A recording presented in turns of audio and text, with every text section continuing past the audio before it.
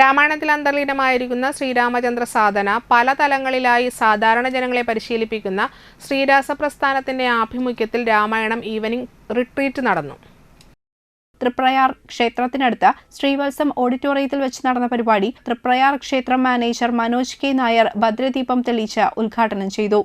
കീർത്തനാലാപനങ്ങളോടെ ആരംഭിച്ച പരിപാടിയിൽ രാമായണം 23 ഗ്രന്ഥത്തിന്റെ രചയിതാവും ശ്രീരാസ വർക്ക്ഷോപ്പ് ആധുനിക പുനർസ്ഥാപകനും കൂടിയായ യോഗി മംഗളയുടെ മാർഗദർശനത്തിൽ വിശദീകരണ ക്രിയയും മന്ത്രോപാസനയും ചടങ്ങിൽ നടന്നു.